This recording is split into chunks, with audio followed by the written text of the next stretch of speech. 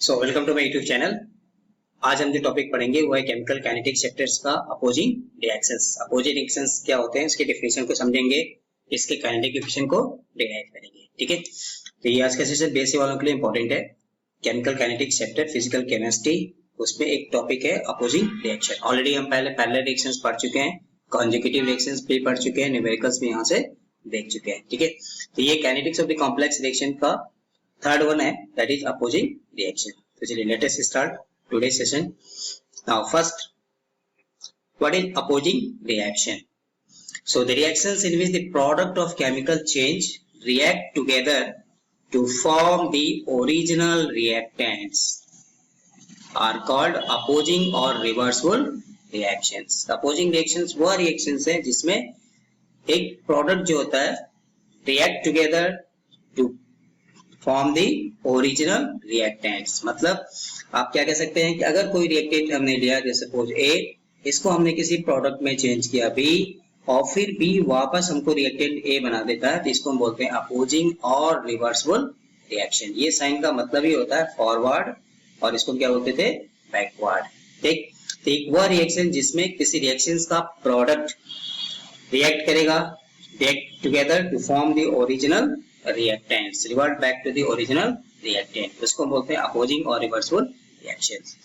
Now in these type of reactions there is increase in rate of backward reaction continuously and more of the products are formed. ठीक, मतलब क्या है, पहले initially क्या होगा, forward जिसको बोलते थे, फॉरवर्ड का मतलब क्या होता है कि reactant is converted into product. No doubt as usual जो रिएक्शंस होते हैं, ठीक है, इसलिए रेट ऑफ बैकवर्ड रिएक्शन क्या होगा, कंटिन्यूअसली इंक्रीज करेगा। फिर एक टाइम आएगा जहां में क्या होता है, फॉरवर्ड रिएक्शन और बैकवर्ड रिएक्शन का रेट दोनों सेम होगा, उसी को बोलते हैं equilibrium. So eventually a time is reached at which the rate of forward reaction becomes equal to the rate of backward reaction. So this is one of the conditions for reaction to be at equilibrium. Already second step में हम पढ़ चुके हैं, ठीक, reversible reaction क्या होते थे। ठीक है, now at this state the net reaction is 0. तो इक्विलिब्रियम पे क्या होगा, दोनों रेट ऑफ फॉरवर्ड और रेट ऑफ बैकवर्ड एक्चुअली क्या हो जाते हैं, बराबर हो जाते हैं। तो वहां में हम कह सकते हैं कि net rate of reaction is 0। ठीक, क्लियर। चलिए अब example, mutarotation of alpha D and into beta D glucose. तो अल्फा को हम बीटा में चेंज कर सकते हैं, अल्फा डी ग्लूकोज, इसको हम convert, inter conversion beta D glucose जो हम ऑर्गेनिक कार्बोहाइड्रेट में करते हैं। ठीक, डिसोसिएशन ऑफ हाइड्रोजन आयोडाइड, तो आप HI ले लीजिए, 2HI, फिर डिसोसिएट होगा तो क्या बनाएगा, H2 plus I2। Hydrolysis of ester, तो कोई भी आप एस्टर ले लीजिए, जैसे सपोज मैं यहाँ ले लेता हूँ CH3COO C2H5। इसके अगर हम हाइड्रोलिसिस कराएंगे, मतलब water in presence of sulphuric acid, तो हमें क्या बनाएगा, एसिटिक एसिड देगा और C2H5OH एल्कोहल। और जब एसिड और अल्कोहल आपस में रिएक्ट करेंगे तो फिर they undergo dehydration to form ester and water. ये रिवर्सिबल है। ठीक, इसको हम बोलते हैं opposing reaction. So just in nutshell opposing कहते ही दिमाग में क्या आएगा कि रिएक्शन था, हमने प्रोडक्ट में चेंज किया, फिर प्रोडक्ट क्या हो गया, वापस रिएक्टेंट में आ गया। ठीक, तो इसको बोलते हैं अपोजिंग और रिवर्सिबल रिएक्शन। हमको एक दो एग्जांपल ले लीजिए। क्लियर। चलिए अब मेन जो हमें यहाँ पे टॉपिक है फिजिकल केमिस्ट्री का, the kinetics of the opposing reaction. तो क्वेश्चंस क्या आएगा, derive the kinetic equation for the opposing reaction. Mainly syllabus में हमें फर्स्ट ऑर्डर का ही पढ़ना है। ठीक, तो चलिए स्टार्ट करते हैं इसका। Let us consider the following opposing reaction. तो in general opposing reaction can be represented as A to B, B to A। इसका रेट कांस्टेंट फॉरवर्ड का क्या हो गया, इसको हम इसको ऐसे स्प्लिट कर सकते हैं कि A B, इसको हम बोलेंगे फॉरवर्ड, इसका रेट कांस्टेंट क्या दिया आपको, K1। और फिर B to A मतलब वापस आ रहे हैं, बैकवर्ड, इसको हम क्या बोलेंगे, बैकवर्ड रिएक्शन। इसमें दो नाम ऑलरेडी इंक्लूडेड है, फॉरवर्ड एंड बैकवर्ड। इसका रेट कांस्टेंट क्या हो गया, K2। ठीक, now initial concentration when T equal to 0, A को मान लिया A, तो प्रोडक्ट हमारा क्या होगा, 0, जो हम फर्स्ट ऑर्डर काइनेटिक इक्वेशन में कर चुके हैं, कॉन्जुगेटिव में कर चुके हैं, पैरेलल में भी कर चुके हैं। ठीक, नाउ अब आफ्टर T टाइम, अगर concentration at time T 5 minute, 10 minute, 1 घंटा, 2 घंटा जो भी है, टी टाइम के बाद इस प्रोडक्ट कितना बनेगा x। तो रिएक्टेंट हम क्या पढ़ते थे A माइनस x, ठीक, क्योंकि concentration of product increases while concentration of reactant decreases. Clear. Now at equilibrium या इक्विलिब्रियम कंसंट्रेशन, जब इक्विलिब्रियम एस्टेब्लिश्ड होगा तो उसमें हम मान लेते हैं कि इसका कंसंट्रेशन क्या है, एट इक्विलिब्रियम कंसंट्रेशन या इक्विलिब्रियम कंसंट्रेशन में लिख सकते हैं। तो x E फॉर इक्विलिब्रियम, ठीक, E फॉर इक्विलिब्रियम, तो ये क्या बचेगा बोलिए A माइनस एक्स E।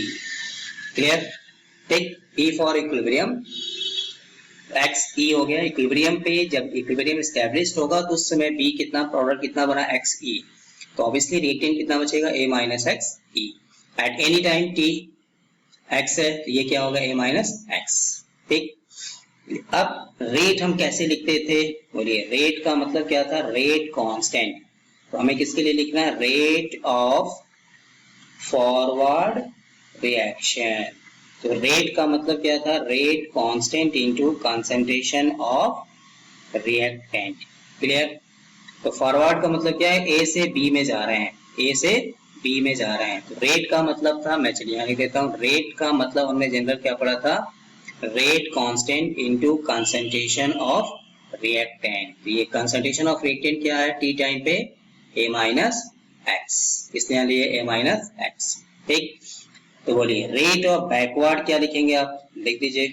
तो रेट ऑफ बैकवर्ड रिएक्शन, तो बैक की बात करें तो बैक का मतलब क्या है कि वापस बी प्रोडक्ट किस में कन्वर्ट होगा, ए में, तो B is revert back to A. तो ऑब्वियसली बी बैकवर्ड के लिए क्या हो गया, रिएक्टेंट हो गया, ये हमारा रिएक्टेंट हो गया और ये क्या होगा, प्रोडक्ट।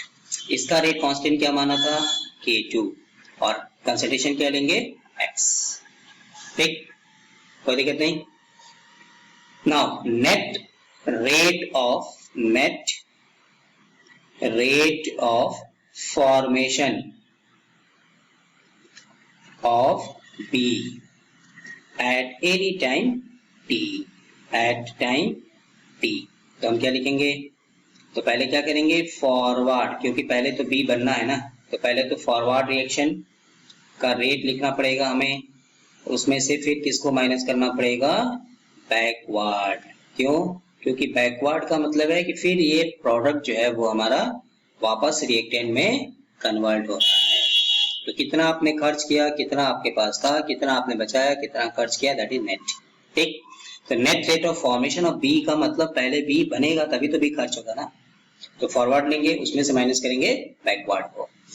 रेट ऑफ रिएक्शन को मैथमेटिकली हम क्या लिखते थे, dx बाई dt, ठीक। फॉरवर्ड हमारा क्या आया था, k1 into a minus x, minus यहाँ में क्या हो गया, k2 इंटू एक्स, ठीक। चलिए इसको मान लेते हैं इक्वेशन नंबर 1। तो नो डाउट ये हमारा मिल गया net rate of reaction for first order opposing reactions. Clear. चलिए एक बार फिर से मैं रिपीट कर देता हूँ, हम क्या लेंगे, late us consider a simple first order opposing reaction A to B, B to A, K1 K2 मान लीजिए। Initial concentration when T equal to 0 means no reaction, we have no product. गाड़ी parking में खड़ी है, time pass हो रहा है but velocity 0 है, जब रिएक्शन होगा तब तो प्रोडक्ट बनेगा, ठीक। Concentration at time T x, तो ये कितना बचेगा, A माइनस एक्स, क्योंकि हम जानते हैं कि as reaction proceed concentration of product का कंसंट्रेशन क्या होता है, बढ़ता है, while concentration of reactant decreases, ठीक, इसलिए माइनस होगा, ये प्लस होगा। कंसंट्रेशन ऑफ एट इक्विलिब्रियम या इक्विलिब्रियम कंसंट्रेशन, तो XE फॉर इक्विलिब्रियम, ये कितना हो जाएगा, A माइनस XE। चलिए रेट ऑफ फॉरवर्ड रिएक्शन लिखना है, तो रेट का मतलब क्या पढ़ा था हमने, बेसिक क्या लिया था, rate constant into concentration of reactant, इसलिए यहाँ से क्या आ गया, K1 into A minus x. Rate of backward reaction क्या लिखेंगे, तो उसका रेट कांस्टेंट क्या है, K2 इंटू एक्स। एक्स क्यों लिया, क्योंकि बैकवर्ड रिएक्शन के लिए हमारा रिएक्टेंट क्या है, B है, ये दिमाग में रखना है, ठीक। ये हमारा प्रोडक्ट है, क्योंकि हम फॉरवर्ड का मतलब यहाँ जा रहे हैं और बैक का मतलब फिर B से वापस A आ रहे हैं, इसका रेट कांस्टेंट K2 और ये B मतलब X, ठीक, नेट रेट ऑफ फॉर्मेशन और B net rate of reaction की बात करेंगे तो फॉरवर्ड में से बैकवर्ड को माइनस कर दिया, जस्ट यहाँ रख दीजिए इक्वेशन नंबर 1। ठीक, यहाँ तक तो हो गया क्लियर। चलिए अब पीछे हमने क्या पढ़ा था कि जब रिएक्शन जब इक्विलिब्रियम जब एस्टेब्लिश्ड होगा तो वहां में क्या आ जाएगा, तो यहाँ से क्या लिखेंगे एट इक्विलिब्रियम। जब इक्विलिब्रियम तभी बनता है कंडीशन जब जनरली क्या होता है rate of forward equal to rate of backward. ठीक, इसलिए नेट रेट ऑफ रिएक्शन क्या हो जाएगा 0। तो नेट रेट ऑफ रिएक्शन 0 और x की जगह पे क्या लिया था xe, ये था ना। चलिए मैं फिर से यहाँ लिख देता हूँ a to b। इसको हमने इनिशियली a माना था तो ये 0 था, ये t टाइम बार x था तो ये कितना आया था a माइनस एक्स। इक्विलिब्रियम पे क्या था xe, तो x की जगह क्या हो गया xe। इसलिए इक्विलिब्रियम जब बनेगा तो x को हम की जगह पे क्या रिप्रेजेंट करेंगे xe, e for equilibrium simply. ठीक क्लियर। चलिए अब रेट ऑफ फॉरवर्ड, तो रेट ऑफ फॉरवर्ड हमने क्या लिखा था k1 into a minus x, तो x की जगह पे क्या आ गया xe माइनस क्या था k2 इंटू एक्स, तो x की जगह पे क्या लिखेंगे xe और ये किसके बराबर हो गया 0। ठीक, क्योंकि dx बाई dt की वैल्यू 0 हो गया। ठीक है, तो मैं फिर से यहाँ लिख दूं कि फर्स्ट इक्वेशन हमको क्या मिला था dx by dt equal to k1 into a minus x, फिर क्या मिला था माइनस k2 इंटू एक्स। तो हमने सिर्फ दो कंडीशन यहाँ में लगाया कि dx बाई dt की वैल्यू क्या हो गया इक्विलिब्रियम पे 0, तो 0 लिख दिया, और x क्या हो गया xe, तो x की जगह पे क्या रखेंगे xe रख दिया, फिर x की जगह पे क्या रखा xe। ठीक, इक्वल टू 0 क्लियर। अब किसी एक को ट्रांसफर कर दीजिए तो k1 into a minus xe equal to k2 into xe clear. तो यहाँ से हम निकाल सकते हैं k2 इक्वल टू बोले क्या मिल जाएगा k1 into a minus xe divided by k2 k2 निकालना है ना डिवाइडेड बाई xe। ठीक, तो ये हो गया हमारा k2 के लिए एज ए फॉर्मूला कह सकते हैं। अगर k1 हमें दिया रहेगा तो इक्वेशन नंबर 2 मान लेते हैं। ठीक, ये हमने क्या किया जस्ट इक्विलिब्रियम की कंडीशन लगा दी। इक्विलिब्रियम पे क्या होता है जनरली रिएक्शन थोड़ी देर के लिए हाल्ट पे होता है, मतलब ना फॉरवर्ड ना बैकवर्ड, भाग दौड़ भरी जिंदगी से थोड़ा रिलैक्स मोड में। तो dx बाई dt क्या हो गया 0, x की जगह पे xe रख दीजिए, तो x की जगह पे xe, ये हमारा फर्स्ट रिएक्शन था, x की जगह पे xe ट्रांसफर किया। ठीक, k2 के लिए निकाल दिया तो k1 into a minus xe divided by xe। ठीक, अब दोनों इक्वेशन को मिला दें। नाउ फ्रॉम इक्वेशन 1 एंड 2 हमारे पास दो इक्वेशन हो गया, फ्रॉम इक्वेशंस 1 एंड 2। ठीक, 1 क्या था ये था। ठीक है, इसमें आपको k1 into a minus x minus k2 into x, तो हमें k2 की जगह पे क्या दिखाई दे रहा है ये जो फॉर्मूला आ रहा है तो रख दीजिए। तो यहाँ से हम क्या लिख सकते हैं बोलिए dx by dt equal to यहाँ में क्या था k1 into a minus x minus k2 की जगह पे देखिए रख रहे हैं k1 into a minus x e divided by x e. ठीक, और क्या बचा x, ये ना। तो जस्ट हमने क्या किया just inserting the value of k2 from equation 2 in equation 1, या दोनों को आप मिला दीजिए। ये हमारे पास सेकेंड वाला था और ये हमारा पास फर्स्ट वाला था। ठीक क्लियर। चलिए अब इसको अगर हम सिंप्लीफाई करें तो क्या मिलेगा, अब केमिस्ट्री भूल जाइए, थोड़ी सी मैथमेटिक्स यहाँ में आ जाएगी। केवल दोनों में दिखाई दे रहा है बाहर कर लिया, एलसीएम क्या हो जाएगा एक्स ई नो डाउट। चलिए ए से मल्टीप्लाई करेंगे, इसको थोड़ा बड़ा कर देता हूँ क्योंकि बहुत सारे टर्म्स को लिखना पड़ेगा। तो एक से मल्टीप्लाई करेंगे तो क्या मिलेगा ए इंटू एक्स ई।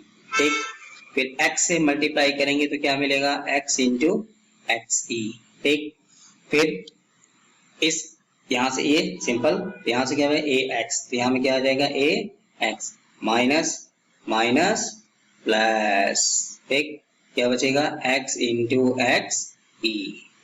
कोई दिक्कत नहीं, क्लास 6 7 का मैथमेटिक्स है। ठीक, क्लियर? चलिए अब ध्यान से देखिए, इसमें कुछ सेम टर्म दिखाई दे रहा है। यहाँ पे माइनस एक्स ही एक बैठा है, यहाँ भी एक्स एक्स ही, तो सबको क्या करेंगे, कैंसिल आउट। ठीक, तो यहाँ से हमको क्या मिल जाएगा, k1। ठीक, चलिए पहले यहाँ लिख देता हूँ ऊपर वाला में। यहाँ में क्या मिला, a x e minus a x. ठीक, नीचे में क्या मिला, एक्स ई। अब देखिए इसमें भी a बैठा है, यहाँ भी a है, यहाँ भी a है, कॉमन कर लीजिए, तो k1 a, तो यहाँ से क्या बचेगा, x e minus x divided by x e. ठीक, क्लियर? तो फाइनली हमें यहां से क्या मिलेगा, d x by d t equal to k1 a।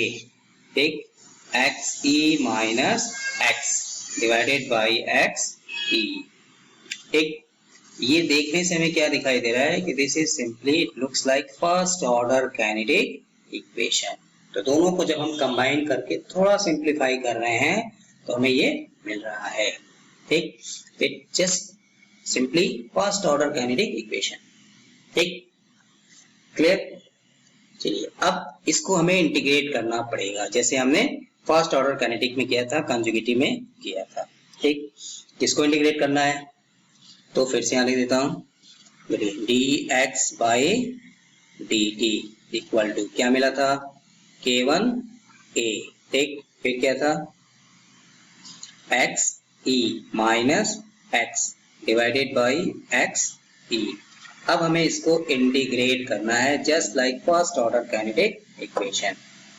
ठीक, अब इंटीग्रेट करने के लिए हमें क्या करना है, dt को उठा के यहाँ लाना पड़ेगा, बाकी सबको यहाँ लाना पड़ेगा। तो इसको थोड़ा रीअरेंज कर लिया, तो dx, चलिए इसको थोड़ा रीअरेंज कर लेंगे, तो इसलिए इसको मैं पहले थोड़ा, चलिए इसको और क्लियर कर देता हूँ। तो जब इसको यहाँ से क्या करेंगे, dx, तो x वाले टर्म को इधर लेके आइए, यहाँ में आ गया एक्स ई माइनस एक्स। ठीक, इक्वल टू, बाकी कांस्टेंट k1 भी हमारा कांस्टेंट, इक्विलिब्रियम कंसंट्रेशन भी कांस्टेंट। ठीक, अब हमें इसको इंटीग्रेट करना है और यहाँ में क्या बचेगा हमारा, dt। ठीक, क्लियर? जैसे फर्स्ट ऑर्डर काइनेटिक इक्वेशन था। चलिए फॉर्मूला क्या है हमारा, 1 बाई एक्स डी एक्स। इसको जब इंटीग्रेट करते थे तो क्या मिलता था, ln x। यहाँ से क्या मिल जाएगा, माइनस, क्यों, क्योंकि ये नेगेटिव है, ln x e minus x. ठीक, क्योंकि ये जस्ट सपोज एक x की जगह पे है, ये कांस्टेंट है तो बाहर आ जाएंगे, k1 into x E into T, और एक इंटीग्रेशन कांस्टेंट मान लेते हैं c। चलिए c को बोलते हैं इंटीग्रेशन कांस्टेंट। क्लियर? ठीक, क्योंकि ये इनडेफिनिट इंटीग्रल है। चलिए इसकी वैल्यू कैसे निकालते थे, तो हम कंडीशन लगाते थे। कंडीशन हमारा क्या था, व्हेन t इक्वल टू 0, मतलब नो रिएक्शन नो प्रोडक्ट, तो t की जगह क्या रखेंगे, 0, तो रख दीजिए। ठीक, तो चलिए t की जगह 0 रखिए, x की जगह 0 रखिए, क्या मिलेगा, तो यहाँ से क्या मिल जाएगा, माइनस ln एक्स ई, ये वैल्यू क्या हो गई, 0। चलिए मैं यहाँ कर लिख के कर देता हूँ, 0 हो गया। ठीक, इक्वल टू 0 में किसी भी नंबर को मल्टीप्लाई करेंगे तो हमें क्या मिलेगा, 0 ही मिलेगा, प्लस c, मतलब विच इम्प्लाइज c की वैल्यू क्या मिल गई, इंटीग्रेशन कांस्टेंट, आप i भी लिख सकते हैं, ये मिल गया। ठीक, अब c की वैल्यू को हम कहाँ में रखेंगे, इस इक्वेशन में रख दीजिए। तो फाइनली हमें क्या मिल जाएगा, minus ln x e minus x. ठीक, इक्वल टू, यहाँ से क्या मिलेगा, a k1, जस्ट लिखते जाइए, इंटू t। चलिए c यहाँ प्लस है बट यहाँ में क्या था, माइनस है, यहाँ से क्या आ जाएगा, माइनस ln एक्स ई। ये भी ln का टर्म है, ये भी ln का टर्म है, इसको ट्रांसफर करिए, तो इधर में क्या लिख सकते हैं, ln x e minus ln x e minus x. ठीक, यहाँ से क्या मिलेगा, a k1 by x E into T. चलिए अब फॉर्मूला लगाइए, ln a minus ln b, तो ln a minus ln b, इसका फॉर्मूला क्या होता है, ln a बाई b। ठीक, रख दीजिए। यहाँ से क्या मिल जाएगा ln, बोलिए क्या मिलेगा a की जगह पे क्या बैठा है xe, और b की जगह पे क्या है xe minus x equal to, no problem, यहाँ तो एज यूजुअल ही आएगा हमारा xe इंटू डी। ठीक, क्लियर। अब हमको k के लिए लिखना है, तो बोलिए k के लिए क्या लिखेंगे, लिख दीजिए। चलिए, ज्यादा विजिबिलिटी मेरे ख्याल से रेड वाले की अच्छी है, इसलिए मैं रेड ही चूज कर रहा हूँ। k1, बोलिए k1 के लिए क्या लिखेंगे, इस टर्म को उठा के यहाँ लेके जाना पड़ेगा, ये ऊपर जाएगा, ये नीचे आएगा, t भी नीचे आएगा, तो क्या मिल जाएगा xe by a into T. ठीक, उसके बाद ln xe by xe minus x, इसको आप चाहे तो ब्रैकेट में डाल सकते हैं। ये हमारा k1 के लिए फॉर्मूला हो गया। ठीक, बट हमें न्यूमेरिकल सॉल्व करना है, तो इसको हम लॉग में चेंज कर देते हैं। तो लॉग में चेंज करेंगे तो 2.303 आ जाएगा बाई a इंटू टी। ऊपर में क्या बैठा है xe इक्विलिब्रियम कंसंट्रेशन, और यहाँ में ln की जगह हो जाएगा log। log का मतलब होता है बेस 10, पर जनरली हम लिखते नहीं है, लिख भी सकते हैं, ऐसा कुछ नहीं है, xe माइनस x। तो ये हमारा फाइनली फॉर्मूला हो गया, expression for the rate constant k1। ये और ये सेम ही है, बस ये ln के टर्म में है, ये log के टर्म में है। क्लियर, जस्ट हमें डिफरेंशिएट कर देना है first order kinetic equation. Boundary condition लगानी है, when t equal to 0 x equal to 0 रख दिया, इंटीग्रेशन कांस्टेंट की वैल्यू मिल गई, इसको रख के थोड़ा सिंप्लीफाई किया, ln a minus ln b का फॉर्मूला लगाया, करते जाइए मिलता जाएगा। तो देखिए, देखने से ये हमें फर्स्ट ऑर्डर काइनेटिक इक्वेशन की तरह लग रहा है। चलिए यहाँ लिख दूंगा, फर्स्ट ऑर्डर काइनेटिक इक्वेशन हम क्या लिखते थे 2.303 बाई टी। ठीक, log a upon a minus x, उसी तरह का कुछ यहाँ भी है, बस दो टर्म यहाँ में एक्स्ट्रा आ रहा है xe और इनिशियल कंसंट्रेशन। ठीक, क्लियर हो जाएगा। तो हमें क्या मिल गया k1 मिल गया। ठीक, मैं फिर से यहाँ लिख देता हूँ k1, बोलिए क्या लिखें, तो 2.303 बाई a इंटू टी। पहले तो फर्स्ट ऑर्डर की तरह t आएगा, दो टर्म यहाँ में एक्स्ट्रा आ रहा है, xe ऊपर नीचे इनिशियल, फिर क्या आएगा log। ठीक, बोलिए log a की जगह पे xe by xe minus x। so this is the first kinetic equation, मतलब kinetic equation for the first order opposing reaction। ठीक है, क्लियर। चलिए अब फ्रॉम इक्वेशन 2 में देखिए, 2 में क्या था, फ्रॉम इक्वेशन 2,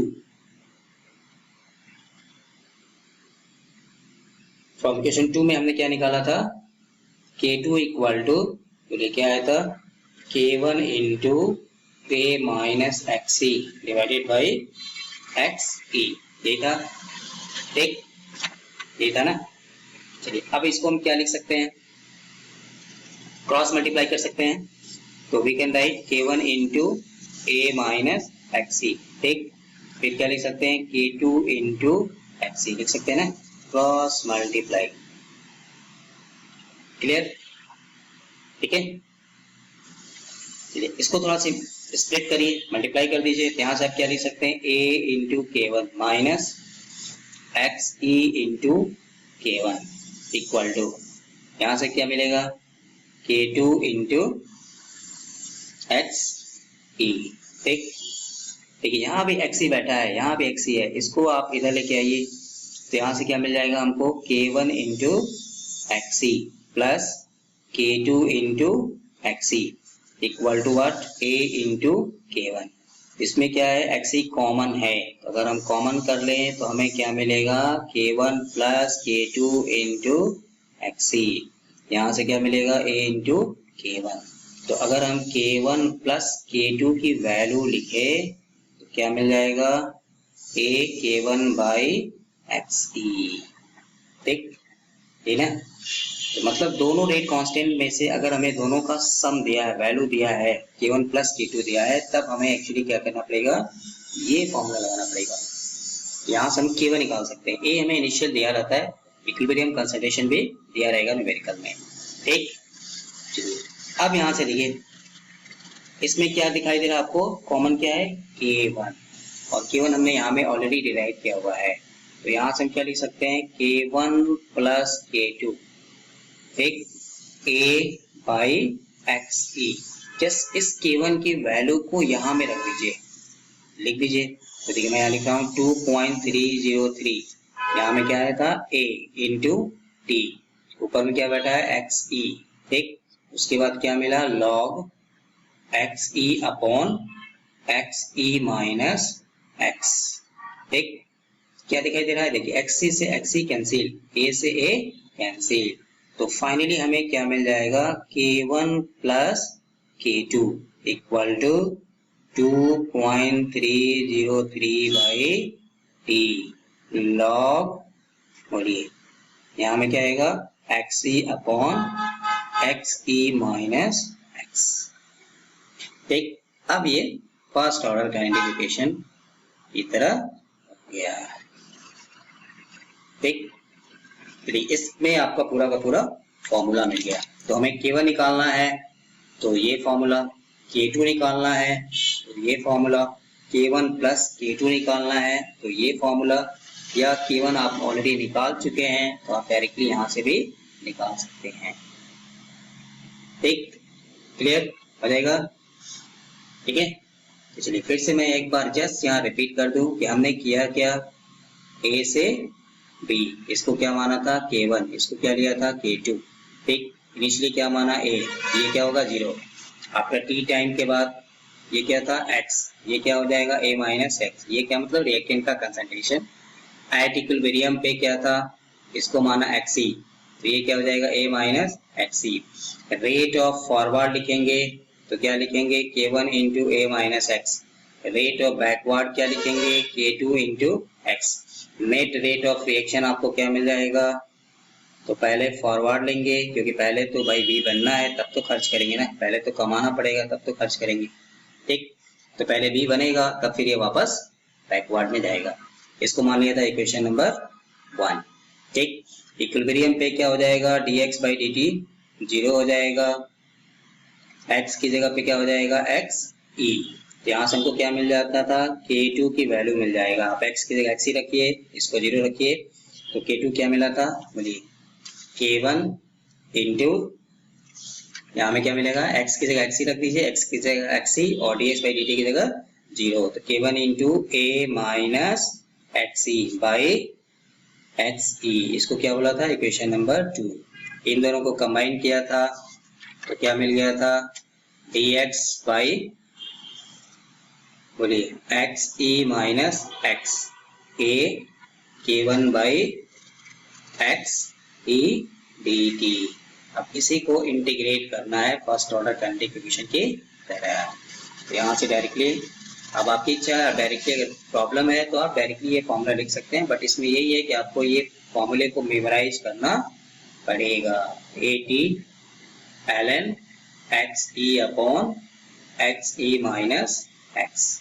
ठीक, और इसी को जब लॉग में कन्वर्ट कर देंगे तो 2.303 बाई AT, ठीक, XE, यहाँ में क्या आ जाएगा, log XE बाई XE का मतलब इक्विलिब्रियम कंसंट्रेशन। ठीक, ये हमारा मिल जाएगा K1। ये हमारा न्यूमेरिकल के लिए फॉर्मूला हो गया। अब K1 हमें पता है तो हम यहाँ रख के K2 निकाल सकते हैं, और इसी में इसको पुट करेंगे तो एक और फॉर्मूला टाइप में लिखा था कि K1 प्लस K2 की वैल्यू क्या मिलेगा, 2.303 बाई टी लॉग, तो XE upon XE minus x। ठीक, तो ये थर्ड फॉर्मूला कह सकते हैं यहाँ से। तो K1 K2 K1 plus K2, clear.